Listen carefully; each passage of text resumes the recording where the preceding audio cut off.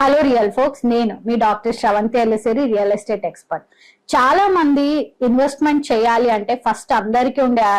ఆలోచన ఏంటంటే అసలు మనం ప్లాట్ కానీ ఇల్లు కానీ అసలు కమర్షియల్ స్పేస్ కానీ ఏదైనా అసలు మనం కొనగలమా, కొనాలి అంటే ముందు అసలు మన దగ్గర ఎంత బడ్జెట్ ఉండాలి, సరే అసలు మన దగ్గర బడ్జెటే లేదు పోనీ ఎప్పటికి ప్లాన్ చేసుకోవాలి అని అనుకుంటే ఫస్ట్ మీకు వచ్చే ప్రైమరీ ఇన్కమ్ ఏంటో ముందు ఆలోచించండి. అంటే మీరు మంత్లీ ఎంత ఎర్న్ చేస్తున్నారు, మీకున్న కమిట్మెంట్స్ ఏంటి అని ఆలోచించుకొని అసలు మీ దగ్గర ఇప్పుడు డౌన్ పేమెంట్ అంటే ప్లాట్ లేదా హోమ్ కొనడానికి డౌన్ పేమెంట్ కూడా మీ దగ్గర అమౌంట్ లేకపోతే మీరు నెక్స్ట్ ఎన్ని ఇయర్స్ లోపల మీ ఫస్ట్ ఇన్వెస్ట్మెంట్ ని చేయబోతున్నారు అనేది ముందు ఆలోచనకి తెచ్చుకోండి. ఆ తర్వాత నెక్స్ట్ అంటే ఇప్పుడు కరెంట్ మార్కెట్ ట్రెండ్స్ ఎలా ఉన్నాయి, కరెంట్ ప్రైజెస్ ఎలా ఉన్నాయి అనేది కూడా ఒక అవగాహనకి తెచ్చుకున్న తర్వాత నెక్స్ట్ 2 years లో మీరు ఏ ఏరియాలో ఇన్వెస్ట్ చేయాలి అనుకుంటున్నారో ఆ ఏరియాని పిక్ చేసుకున్న తర్వాత అక్కడ పర్ స్క్వైర్ యార్డ్ ఎంత ఉంది అనేది మీరు ఆలోచించి డౌన్ పేమెంట్ ముందు మీ దగ్గర కంఫర్టబుల్ గా ఉండాలి. ఇన్వెస్ట్మెంట్స్ అందరూ చేయాలి కానీ మీ ప్రైమరీ ఇన్కమ్ ని కూడా బేస్ చేసుకొని మీరు ఇన్వెస్ట్మెంట్ చేయాలి కాబట్టి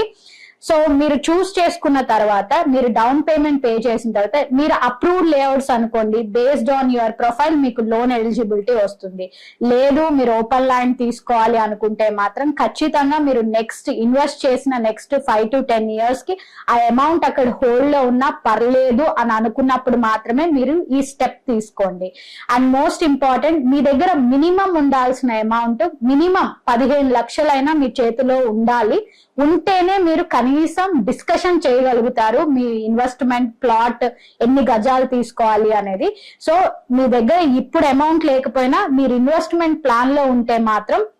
మీ ప్రైమరీ ఇన్కమ్ లో నుంచి కొంత పార్ట్ ని మంత్లీ ఇంత అమౌంట్ సేవ్ చేసుకోవాలి అని పెట్టుకొని